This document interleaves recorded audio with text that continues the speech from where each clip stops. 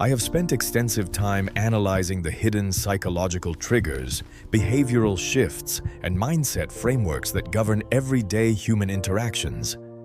In doing this, I constantly encounter a specific, destructive psychological pattern that most people never see, yet almost everyone falls victim to at some point in their lives.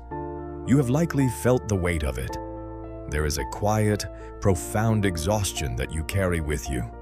It is not physical fatigue, and it is not the standard stress of daily life.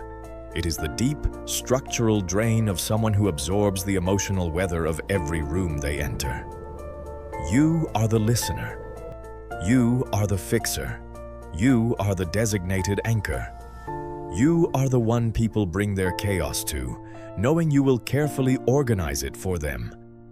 You have been told your entire life that this capacity to care is a rare and beautiful gift.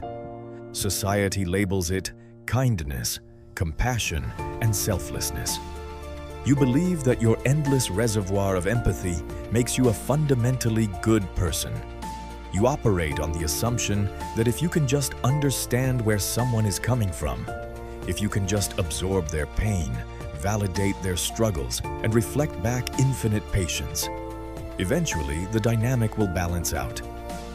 You believe that love and understanding can heal the brokenness in the people around you. But you are watching this right now because the dynamic has never balanced out. Look carefully at the architecture of your relationships. Examine the friendships, the family dynamics, and the romantic partnerships that consume the vast majority of your mental energy. You are constantly pouring water into cups that have holes in the bottom. You are managing the emotional climates of adults who refuse to manage themselves. And when you are finally empty, when you are the one sitting in the dark needing someone to listen, the room is remarkably quiet. This is not a failure of your kindness. It is the architecture of toxic empathy. For the next 20 minutes, we are going to completely dismantle the illusion you have been living inside. We are going to look clinically at why your endless capacity to care is not functioning as a moral virtue, but as a severe psychological vulnerability. To understand the toxic empathy trap, you must first separate the romanticized idea of compassion from the clinical reality of your behavior. True empathy is the ability to recognize and understand another person's emotional state. It is an act of observation. Toxic empathy, however, is the uncontrollable compulsion to absorb that emotional state and take responsibility for fixing it. Think about how you enter a room or a conversation. Before you have even spoken a word, your mind is actively scanning the environment. You are reading micro-expressions, detecting microscopic shifts in tone, and noting the subtle tension in people's shoulders. You anticipate needs before they are ever verbalized. You subconsciously adjust your own personality, shrinking your presence to avoid intimidating someone, or expanding your energy to lift someone out of a bad mood, to ensure that the people around you remain comfortable. You call this being considerate. Psychology calls it hypervigilance. This behavior rarely originates from a place of pure, overflowing love. It almost always originates from a place of survival. Somewhere in your formative years, you learned that your environment was only safe when the people in authority were happy. If a figure of influence, a parent, a caregiver, or a volatile sibling was unpredictable, your nervous system adapted. You learned that if you could anticipate their negative emotions and soothe them before they escalated, you could protect yourself from the fallout. In clinical psychology, this is known as the fawning trauma response. When faced with a threat, the human nervous system chooses fight, flight, freeze, or fawn. Fawning is the subconscious strategy of neutralizing a perceived threat by abandoning your own boundaries to cater entirely to the threat's demands. You carried this highly tuned survival mechanism into adulthood. You are still reading the room to detect threats. You are still managing other people's emotions because, deep in your unconscious architecture, you believe that if they are upset, you are in danger. Once you understand that toxic empathy is fundamentally a lack of emotional boundaries, you can begin to see why your life consistently attracts a very specific type of person. Nature operates on perfect economies. A parasite does not attach itself to a host that has no nutrients to offer.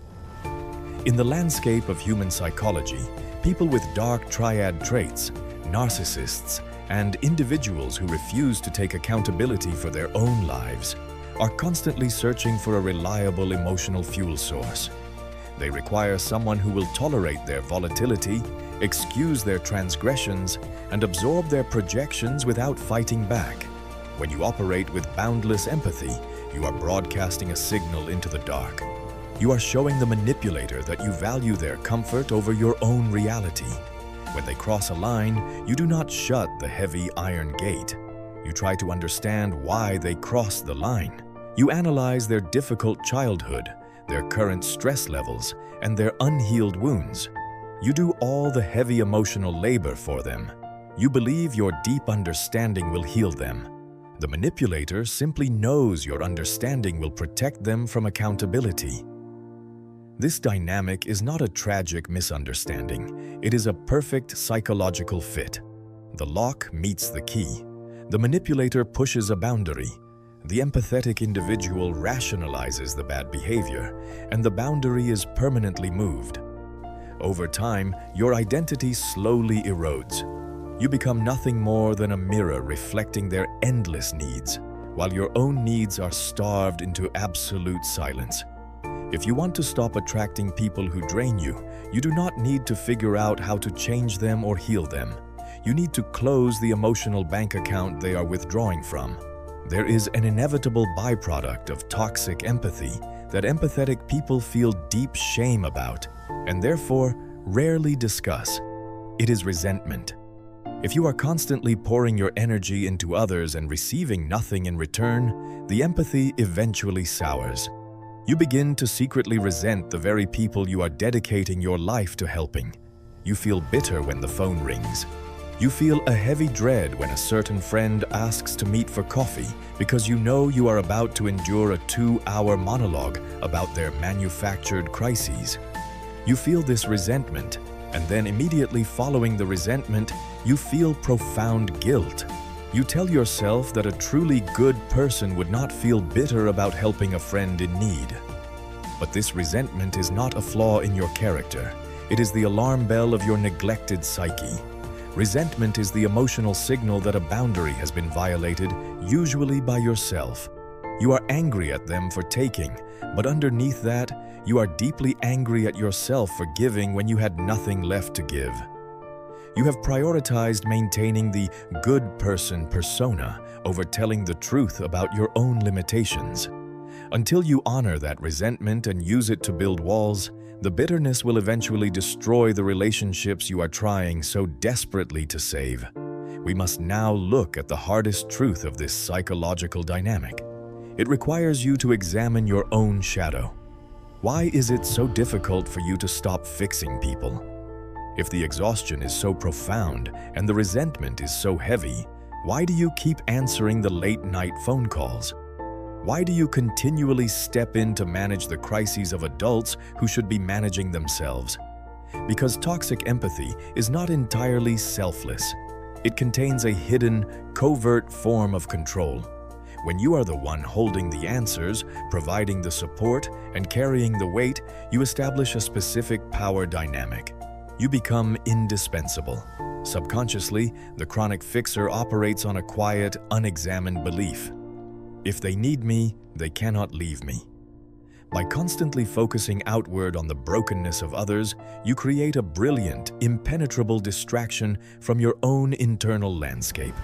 It is infinitely easier to organize the chaos of a friend's failing relationship than it is to sit in the silent, terrifying reality of your own unfulfilled ambitions or your own loneliness. By playing the role of the savior, you get to avoid the vulnerability of being the patient.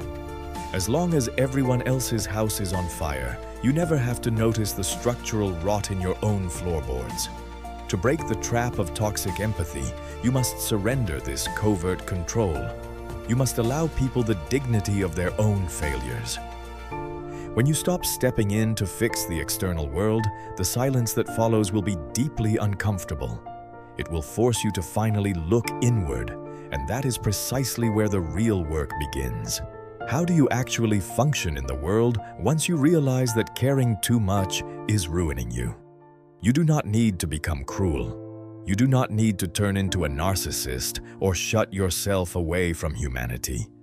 You need to develop what is known in clinical circles as strategic detachment, often referred to as cold empathy. Strategic detachment is the cognitive ability to perfectly understand what another person is feeling without emotionally merging with it. It is the ability to read the room without taking responsibility for the mood of the room. It is the difference between standing on the shore, watching someone drown, and jumping into the riptide to drown with them. When someone brings their chaos to you, your ingrained response is to adopt their panic.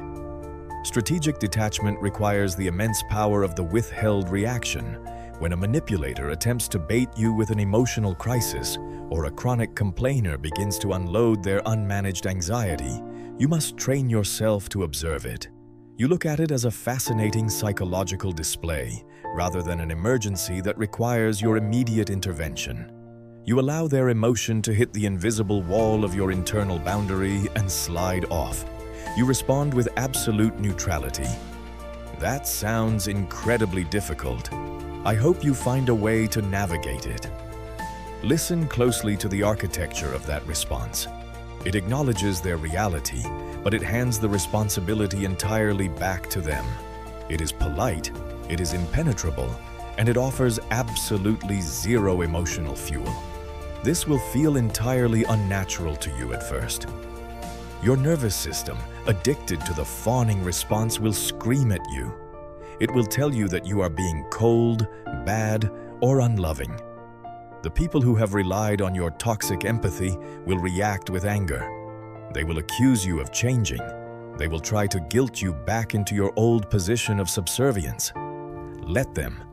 Their anger is simply the friction of your new boundaries taking shape. It is proof that the old system is breaking. You have spent your life believing that an open door is the ultimate symbol of a good person. But an open door with no walls is not a home. It is just a thoroughfare. Anyone can walk through it, drag dirt across the floor, take what they want, and leave without a second thought. Mastering your psychology means recognizing that your energy, your time, and your deep capacity for understanding are finite, incredibly valuable resources. They are not free commodities to be handed out to whoever makes the loudest noise or presents the most tragic story. They are to be earned. When you withdraw your toxic empathy from the world, a profound shift occurs. The parasites fall away, starved of their fuel. The chaotic dynamics stabilize or disappear entirely. And for the first time in your life, the vast reservoir of energy that you were constantly pouring into the void becomes available to you. It becomes available for your own peace, your own ambitions, and your own life. We are quietly reshaping how we show up in the world, leaving behind the exhaustion of overgiving to finally reclaim our own emotional homes. If you feel called to, share your experience with toxic empathy or your journey with boundaries in the comments below. By speaking your truth, you light the way for others, proving to them that this quiet, powerful transformation is something we navigate together. You now understand how to detach from emotional chaos and secure your boundaries. But what happens when you need to command respect in the silence that follows? The next step in your psychological mastery is learning the tactical advantage of speaking less, forcing others to project their hidden insecurities into the space you leave behind.